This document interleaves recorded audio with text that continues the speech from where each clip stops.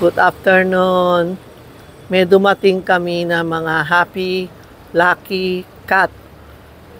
This is a symbol of Japan. Kasi Japan, wala silang God of Wealth. Kaya ginamit niya yung pusa, tinatawag ng customer. Diyan po, yan ang tinatawag na happy money cat pa. Yung mga kung nagbubukas ng tindahan, palagi sila bumibili ito. Tapos hinaharap niya sa pinto ito, daming klase, yan, tinatawag ka na, mga subscriber, mga TikTok, tinatawag ka na ni cat, yung mga pusa, yung kamay nila, galaw ng galaw, punta ka lang dito, kunin mo na ako. Yan po, itong bagong dating, pwede ka maglagay ng candy, pwede maglagay halimbawa pera. Yun pag umuwi ka, sobrang barya mo, lagay mo dito. Tapos bukas, kung bibili ka ng tinapay, dito ka kuha, in and out. Ibig sabihin. Tapos, sun chargeable, yung pang may araw, solar po ito. Solar, walang battery yan, solar. Pag may araw, gumaganon-ganon siya. Tiyan mo, pag walang araw, hindi sila gagalaw. Pag may araw, gumagalaw. Ang ibig sabihin, punta ka na dito. Punta ka na sa Charmy General Merchandise.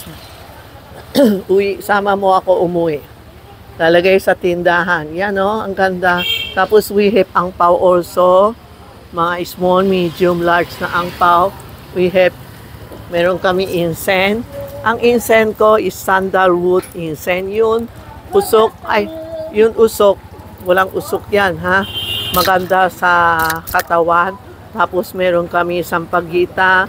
Then, sandali po ma'am. Meron kami incense na ordinary lang.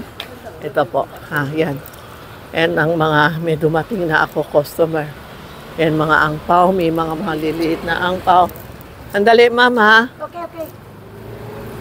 Bili lang ako ng mooncake mo tsaka calendar. Inday.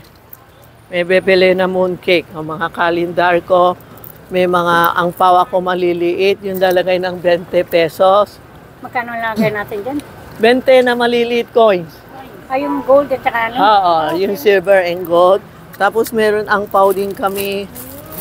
Yan, lalagay mo pera. Ayan. Marami yan.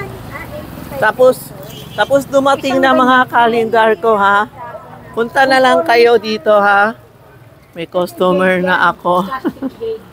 Yan. Yan, mga kalendar ko. Okay. Yan po, Yan ang tindahan ni Tita Maxi. Charmy. Dami akong artista, mga interview sa akin. Hindi ako pumupunta sa studios. Sila pumupunta sa akin po. Salamat po.